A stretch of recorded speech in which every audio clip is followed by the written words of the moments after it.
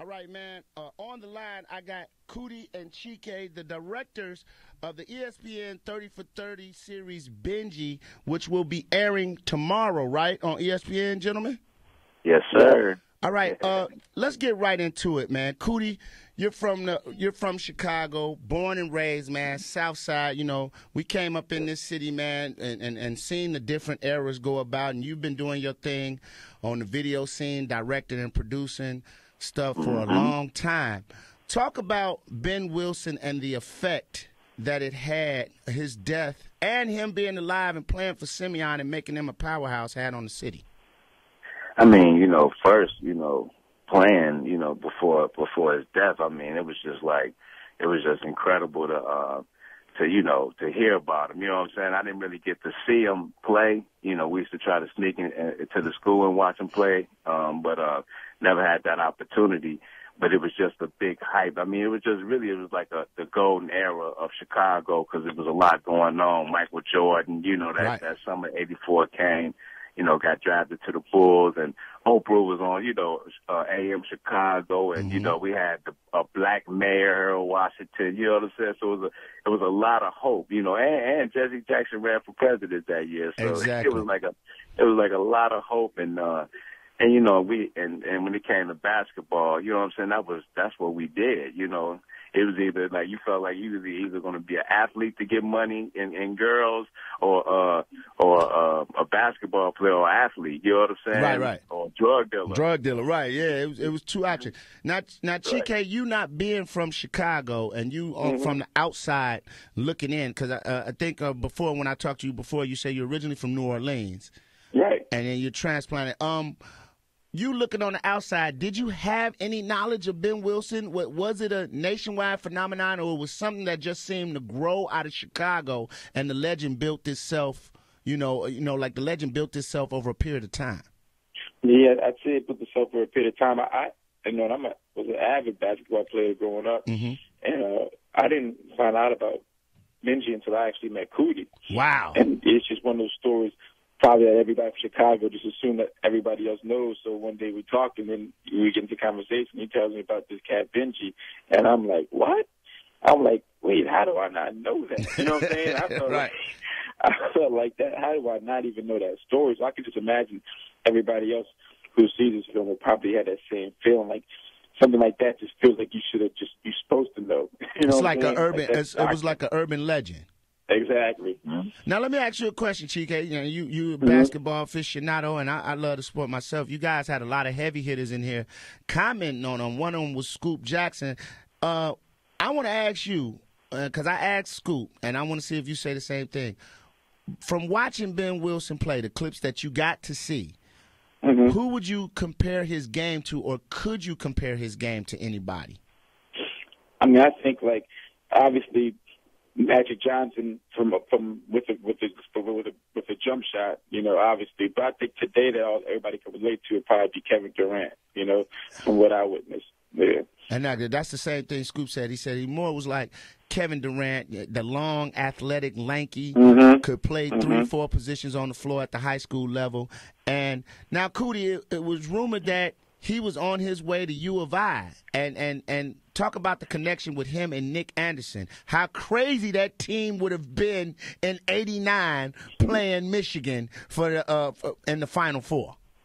Oh yeah, well, Nick transferred all the way from the west side of Chicago. Wow. You know what I'm saying? To play with this man, and just never had the opportunity to do that. But it was all kinds of colleges that was coming at him, like Bobby Knight and all those guys was trying to recruit him.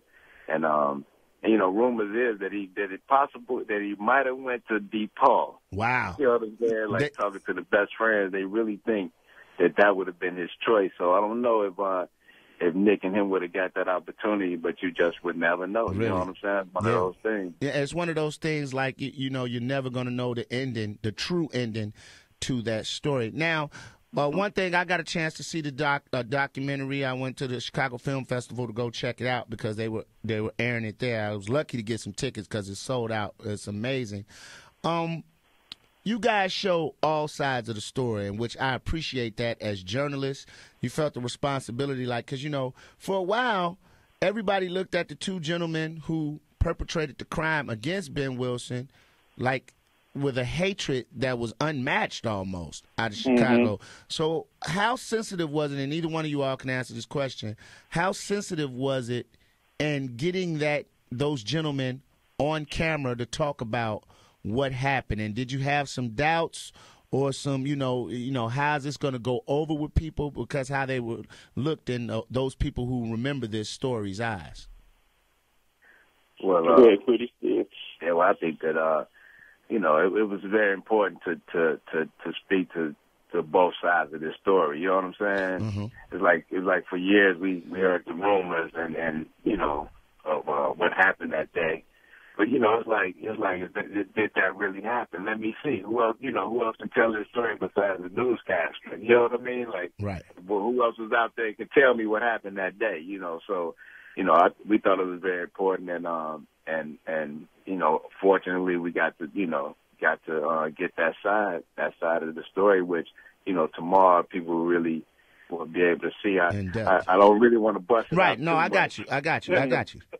Totally. Even a little surprised, Chike, now, Chike, I want to ask you, if I came to you as an administrator from a school and I said, hey, I want to show my students this story. I want to show the athletes in my school this story of Ben Wilson, this untold story that's taken so long to be told. Now it's finally out here.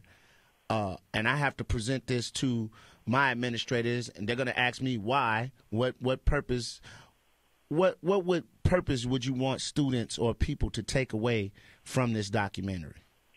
It's like a twofold. There's like two purposes. I mean, you got the purpose on one side, on Ben's side, which is the work ethic. If you really have a dream and a passion and a drive towards something, and you really believe in yourself and that you can achieve it, that you will. You know what I mean? And it's just all about setting goals and hard work and determination. And then on another side, you have obviously the person who took his life, and you have that story of how violence and guns can ruin somebody's life. It not only takes the person's life that was shot, but also takes the person's life that actually did the shooting, and to be able to stop kids, to make them think for 1 second before they, if they pull out a gun, if we can just get them to stop. Like Coodie brought up a good point when we was in one of our Q&As. He was like, it's about if a kid who does pull out that gun, it's about making him think 1 second before he actually pulls the trigger, to not pull that trigger. No doubt. Right. Once you pull the trigger, ain't no taking it back. Right. Exactly. The bullet would not go back into the chamber, so, yeah. Let's talk about, gentlemen, and either one of you can elaborate on this point. Let's talk about the sense of entitlement from high school athletes, because we see it all the time, because even though Ben, at the end of the day, he was a star player, at the end of the day, do you think star players have a sense of entitlement when you're told in high school you're the best, you're the greatest? How does that play into a young man or young woman's psyche that, you've been treated like a king all this time? Because I'm pretty sure Ben was treated like a king, as was Ronnie Fields at Farragut, as was, that's another story that I feel that should be told, as with LeBron James when he was in high school. How do we go about getting the youth to see, to kind of like keep that sense of entitlement in perspective?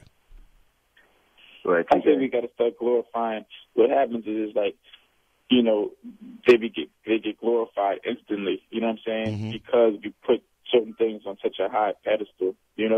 I think it deals with our society. We need to glorify more things on that same level. We should be glorifying teachers. We should be glorifying firemen. We should be glorifying postal workers. You know what I'm saying? Definitely. Like everything should be put on that same pedestal, so that and that'll give kids other aspirations. A lot of kids aspire to be certain things only because of the fame that they get out of them. You know what I mean? Because they want that type of treatment. And I think, but also athletes, it's just difficult at that young age. If you are from the pedestal, it's hard to blame an athlete, but they get seen in a different light. Sometimes it's like as if they can't do any wrong. And then it almost dehumanizes a human. It makes them like, wow. It makes them an object, like just superhero. yeah. What I mean? But at the end of the day, they're still very real, and we don't have superheroes, and superheroes in our world, unfortunately, are mortal. You know what I mean? Right. Not immortal. So yeah. And I think Rod Smith at Simeon, the coach over there, I think he has a good balance of how great balance. Great balance. How he treat like Jabari with the other players, because Jabari is the number one.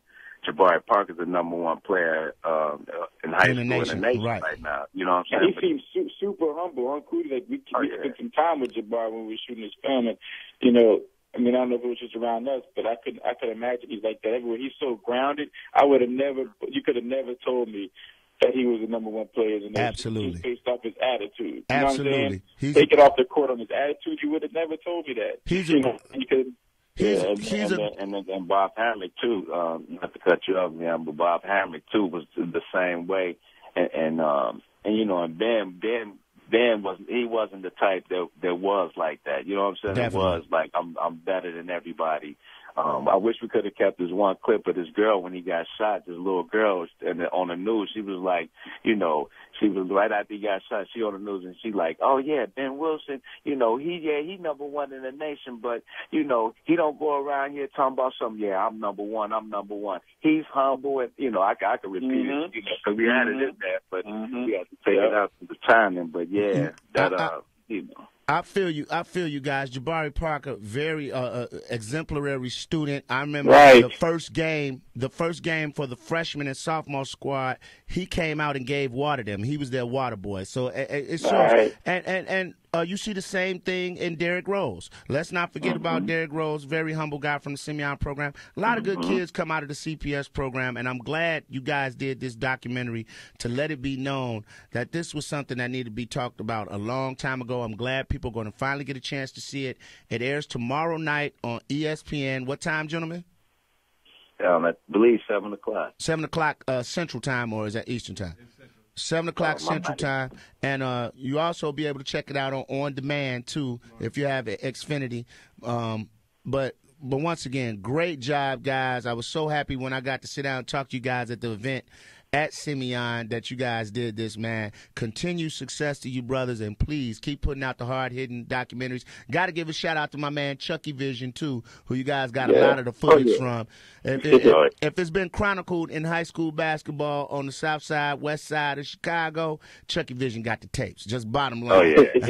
Chucky Vision got the tapes. Gentlemen, thank you for stopping by and hanging out with us, man. Man, thank you. And Leon, thank you again, too, man, for plugging us with Chucky, because I ain't have his number. Brother, man, it's all about Chicago, man. Please believe it. I'm so glad this story got told. And like I said, you guys have got to watch this documentary. If you didn't know, my mother knew about the story of Ben Wilson as far as what happened to him, but she didn't know what type of person he was. And this brings it all out from a non-biased side. It's objective. You're going to see some good at Ben. You're going to see some bad at Ben. But at the end of the day, you see the story, and I think that's what is important. And especially mothers watch it, because the love of a mother for her son is totally displayed in this documentary. Gentlemen, thank you. Real quick, is October 23rd at 8 p.m. Eastern Standard Time. Okay, so that's 7 o'clock Central. So we'll make sure everybody tune in. Thank you guys for stopping by Sports Unplugged, and we got to have you back. Anytime you guys do something, I don't care what it is. If it's about sports or whatever, come see us, man, and let's rap. For sure.